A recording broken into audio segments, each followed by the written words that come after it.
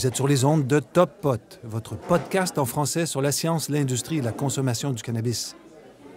Mon nom est Luc Prévost et j'ai le plaisir de vous recevoir dans un cannabistro virtuel, le Top Pot. Bienvenue chez vous. Top Pot ne donne aucun conseil. Consultez votre médecin, votre pharmacien, votre avocat, votre journaliste préféré, le législateur ou la personne de science de votre choix. Aucun des auteurs, contributeurs, commanditaires, administrateurs, toute autre personne liée à Top Pot ne peut être tenu responsable de quelque manière que ce soit de votre utilisation de l'information contenue dans le podcast. Vous allez bien? Le chanvre est bon par chez vous? Avant de se lancer dans l'épisode de la semaine, je veux remercier tous les gens qui ont partagé Top Pot avec des amis suite à mon appel d'il y a 2 semaines, je crois. Quand je regarde les statistiques d'écoute, je peux voir qu'il y a des gens, je ne sais pas qui, car ce sont des données anonymes, évidemment. Donc, je peux voir un pattern d'écoute qui part de l'épisode 1 et qui progresse vers les plus récents. C'est toujours une joie intense de voir des amoureux du pot qui écoutent mes épisodes par ordre alphanumérique. Donc, un gros merci pour les partages. Je vous suis très reconnaissant. Détail important pour moi, je vois aussi que les liens que je partage dans les notes des épisodes sont utilisés. Le dernier épisode, au niveau des liens en tout cas, semble avoir été particulièrement apprécié. Bon, c'est dit et merci. Alors aujourd'hui, on explore l'intersection de la conduite de véhicules motorisés et de la consommation de cannabis. C'est un sujet énorme qui pose des questions de société importantes à la lumière des thérapies à base de cannabis qui se développent partout dans le monde. Dans notre inconscient collectif, quand ma tante Ginette conduit son auto, il n'y a pas de problème si elle se soigne avec des benzodiazépines combinées avec des opiacés. Par contre, si votre tante se soigne avec du cannabis pour le même problème, vous ne posez plus le même regard sur sa consommation et sa conduite. Ma tante Ginette conduit stone? Ben non! Elle prend ses pilules prescrites et elle sait qu'elle doit attendre un certain nombre d'heures avant de conduire. Et c'est la même chose pour le pot. On va donc examiner quelques recherches pour éclairer notre réflexion. Le Canada se vante fréquemment de sa compassion dans les grandes rencontres mondiales. M. Trudeau est fier de sa légalisation. Il n'a pas tort. Mais il ne faut pas oublier que c'est le gouvernement de Stephen Harper qui a su créer de toutes pièces une structure qui garantissait le droit de se soigner avec du cannabis. On oublie souvent que c'est un gouvernement de droite, certains diraient d'extrême droite, qui a permis cette avancée canadienne qui éclaire les possibilités pour tous les pays tentés par cette aventure. Par contre, ce que l'on oublie souvent, c'est que les traitements à base de cannabis peuvent aussi réduire la liberté des malades. Comment? C'est que l'utilisation médicale d'un produit légitime, fait avec du cannabis, peut créer des tensions avec d'autres cadres réglementaires existants. Oui, évidemment, j'évoque le cadre juridique de la tolérance zéro qui criminalise la présence de THC, même si le système nerveux central du ou de la conductrice n'est pas sous l'emprise des effets de la substance. Et ça tombe bien car l'Australie, qui est en train de se dépatouiller dans une légalisation à la canadienne, a déjà commencé à réfléchir à cette situation. On va regarder ça ensemble et on va passer en revue une demi-douzaine d'autres études.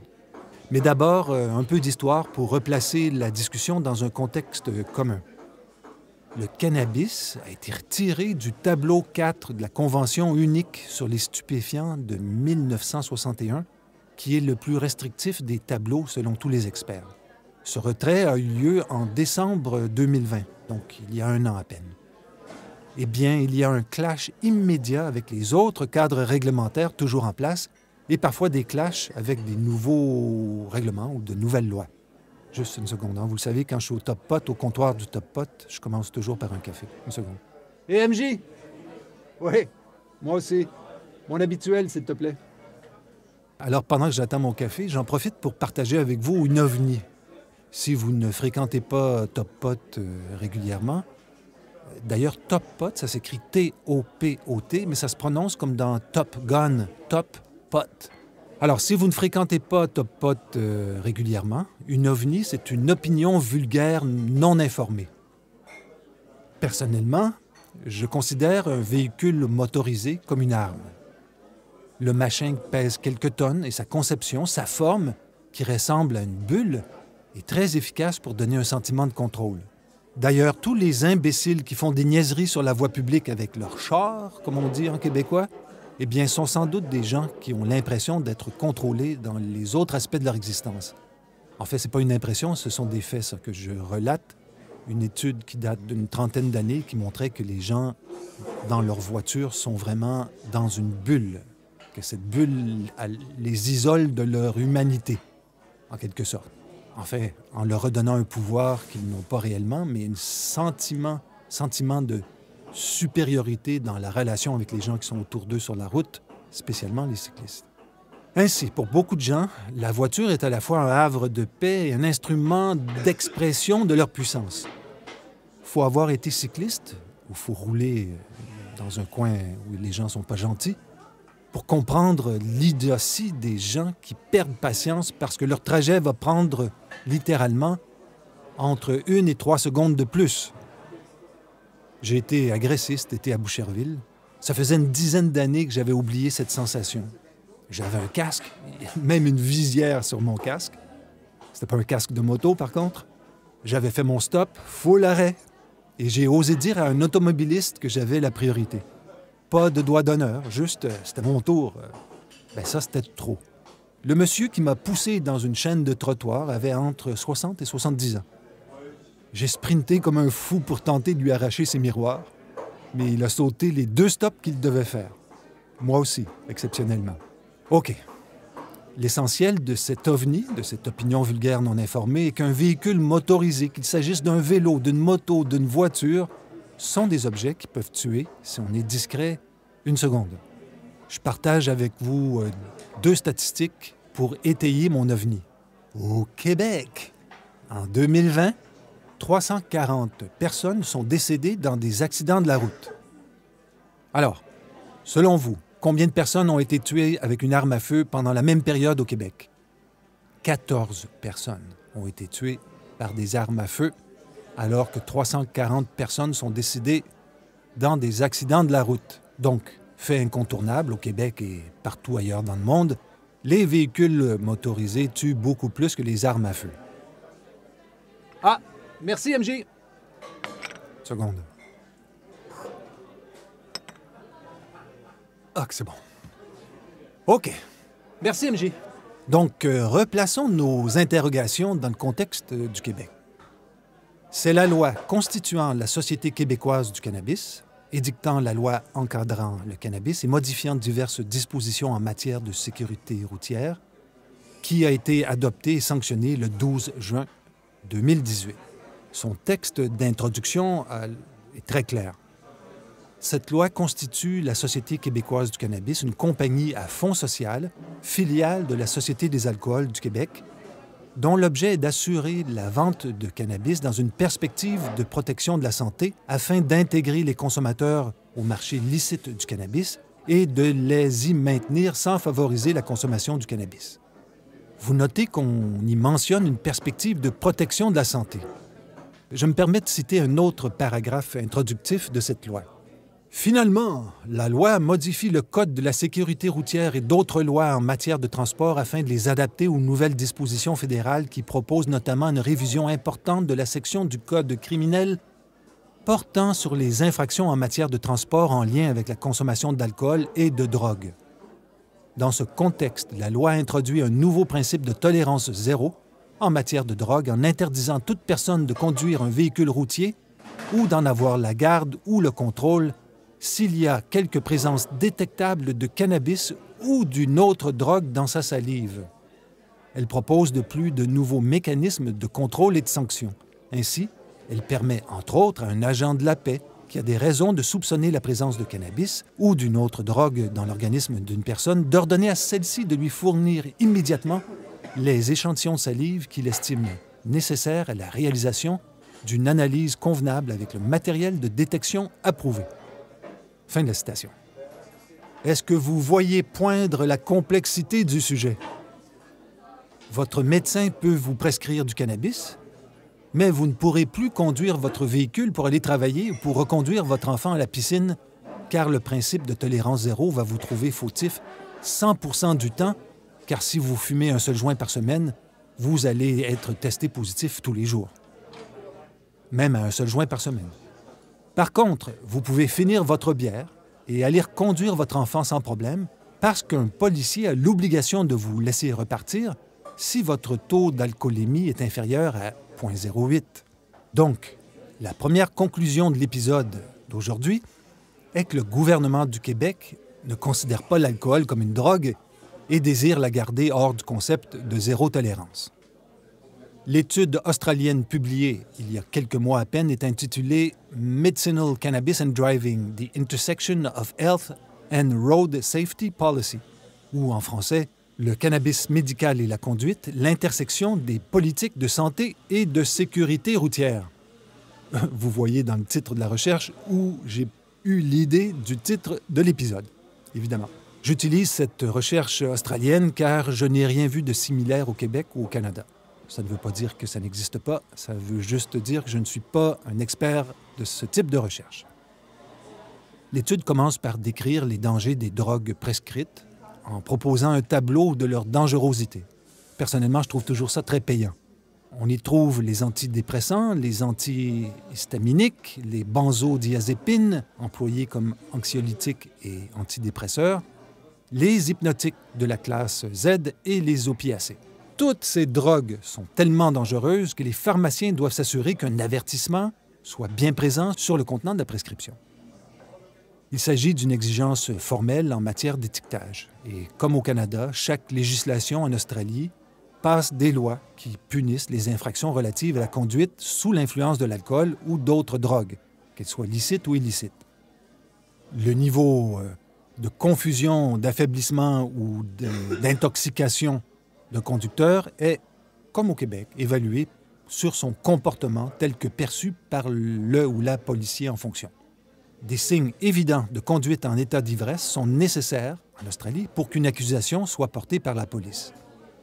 Pour compliquer la tâche de tout le monde, la définition des termes conduite sous influence et de conduite avec un affaiblissement des facultés n'est pas la même partout. Cette étude australienne, c'est également la recherche de Hartman qui démontre, chez les consommateurs de cannabis, une probabilité accrue de surestimer l'affaiblissement de leurs facultés les menant à une conduite plus prudente par adoption de comportements compensatoires comme conduire plus lentement.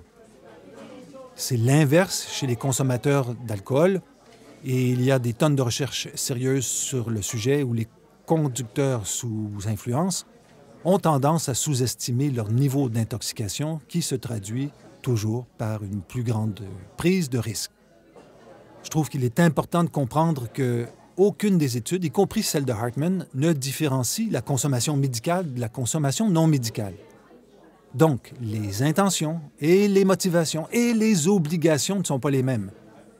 La disponibilité du cannabis, légal ou pas, modifie le profil de risque d'un consommateur de cannabis si on le compare à celui d'un consommateur de médicaments d'ordonnance où le risque est plus susceptible d'être associé à un mauvais usage ou à une surconsommation involontaire. Le mauvais usage et la surconsommation de cannabis médicinal sont évidemment également possibles. Par contre, aucun produit de cannabis médicinal n'est subventionné en Australie, ce qui rend plus cher le prix du cannabis médical que celui du cannabis illicite. Le détournement ou la surconsommation de produits de cannabis de prescription ne présente donc aucun avantage financier. L'étude australienne décrit ensuite la nature spéciale du THC qui s'accumule facilement dans la graisse corporelle et les tissus mous, que vous soyez un consommateur médical ou non médical. Le THC accumulé est ensuite lentement rejeté dans le sang sur une période plus ou moins longue. Une autre étude récente qui date de 2020, l'étude de Peng, P-E-N-G, révèle que les niveaux sanguins de THC détectables chez les consommateurs réguliers peuvent rester très élevés. On parle de plus de 50 nanogrammes par millilitre chez certaines personnes, pas tout le monde. Ces consommateurs réguliers avaient donc un taux de base très élevé sans qu'il existe une corrélation directe entre l'altération de la conduite et le taux de THC dans le sang. Les consommateurs d'huile de THC font face au même problème, mais pour une période plus courte. Ça ne change rien au problème, car en Australie, 89 % des consommateurs ont une prescription pour un produit oral. La conclusion de l'étude est simple. Le zéro tolérance crée un écart particulièrement marqué entre le traitement des patients sous cannabis médical et celui des patients utilisant d'autres médicaments altérant les facultés.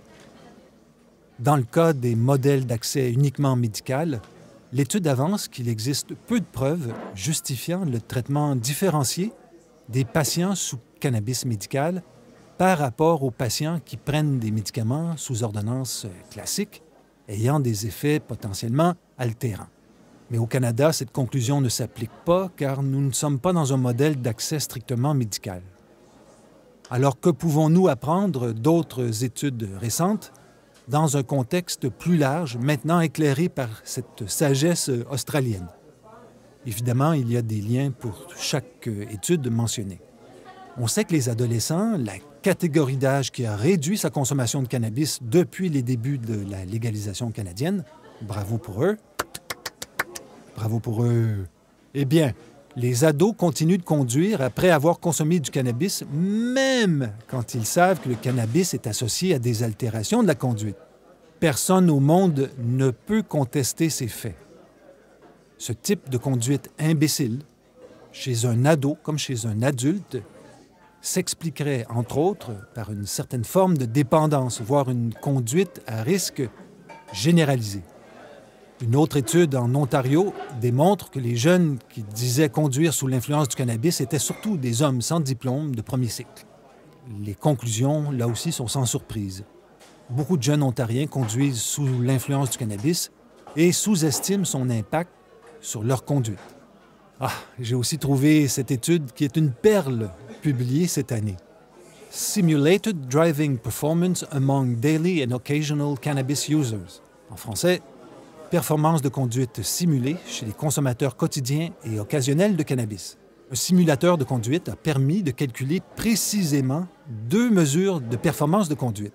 La première mesure est l'écart type de déplacement latéral, en anglais, le Standard Deviation of Lateral Placement, le SDLP.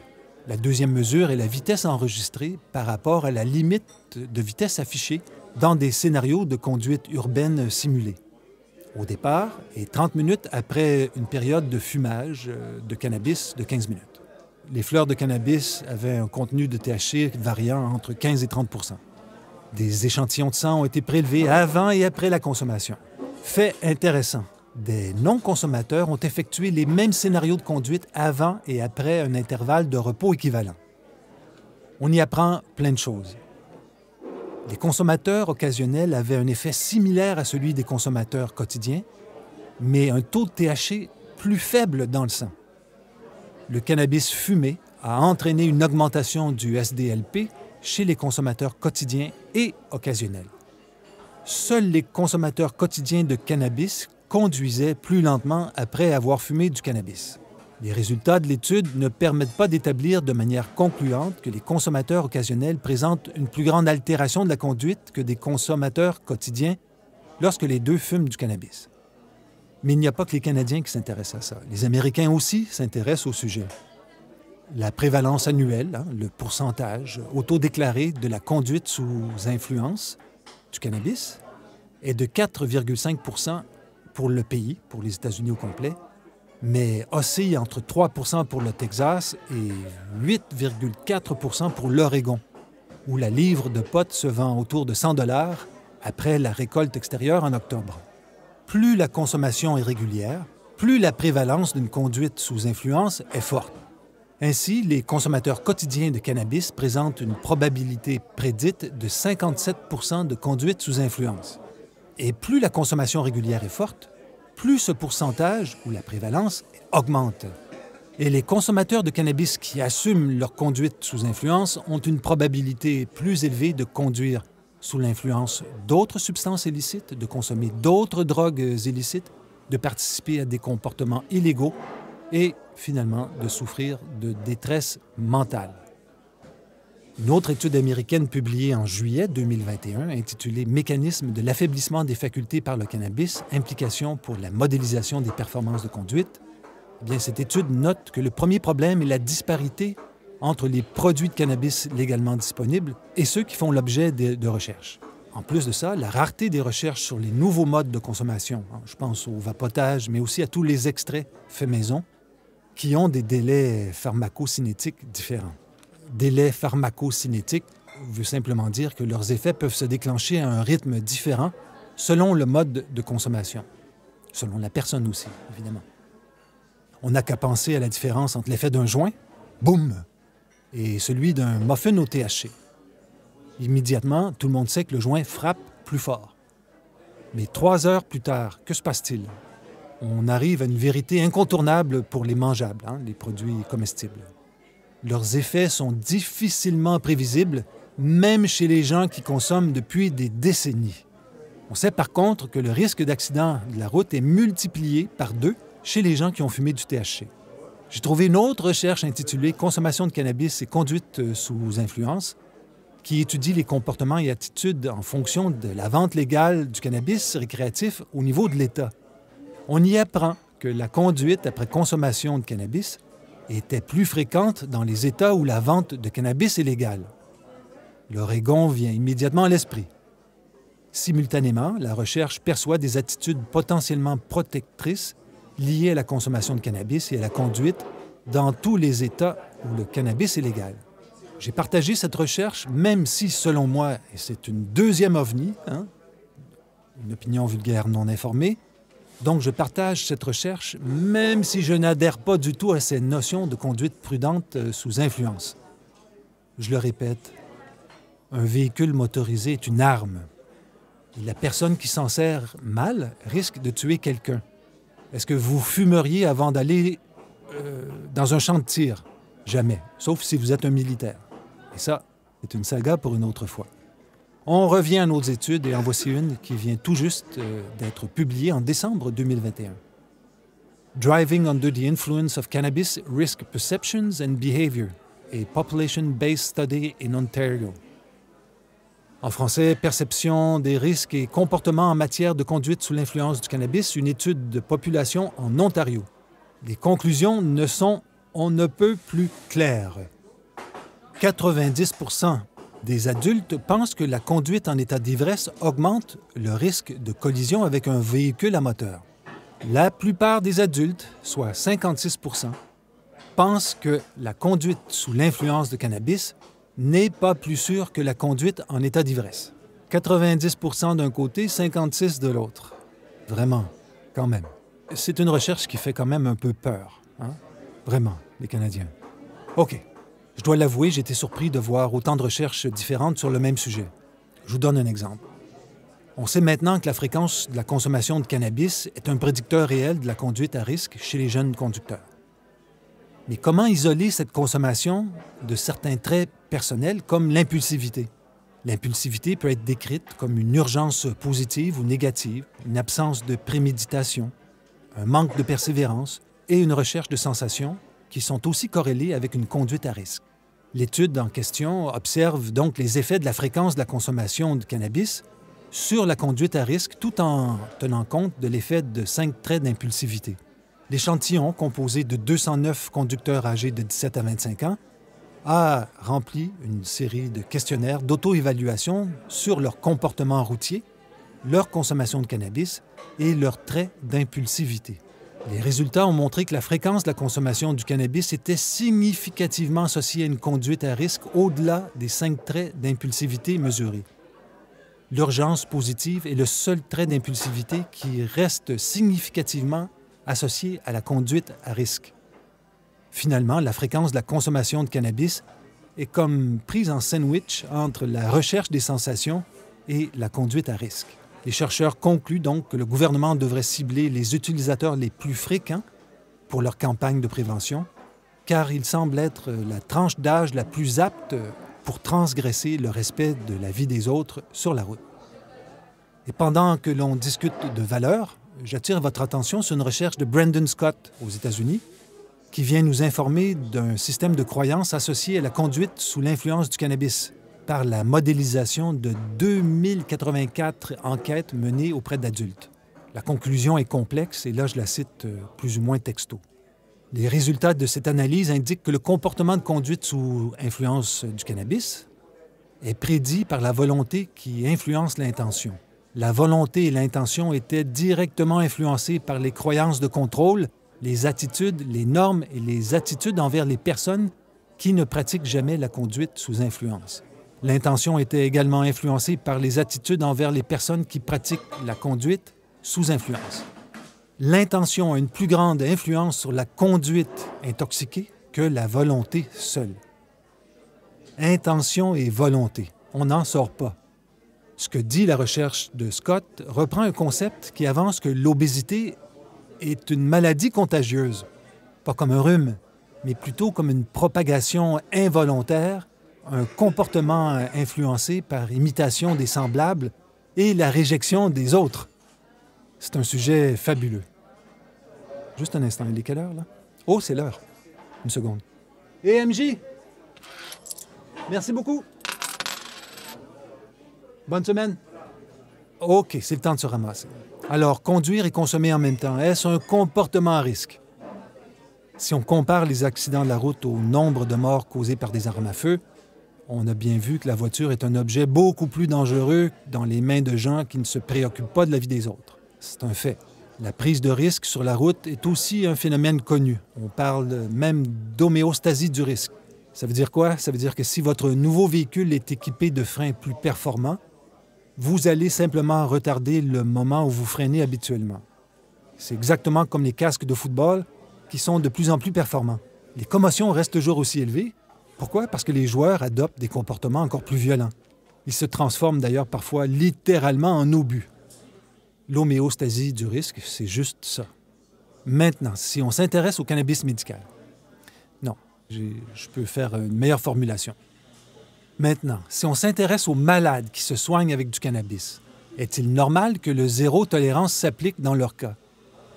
Au cœur de la révolution planétaire du cannabis, son utilisation médicale est cruciale, pour ne pas dire centrale.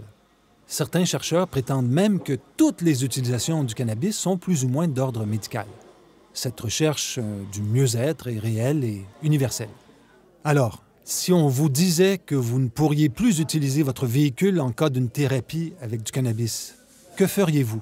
Si vous avez déjà vécu cette situation, je suis curieux d'en savoir plus. Mais je ne suis pas un chercheur spécialisé sur le sujet.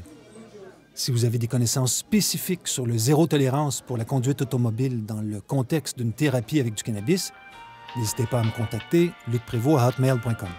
Et voilà, c'était le 83e épisode de Top Pot. Questions, commentaires, critiques, n'hésitez pas à m'écrire. Je vous remercie pour votre écoute, vos partages et vos suggestions. Allez, bonne semaine, beaucoup de bien-être et bon chanvre.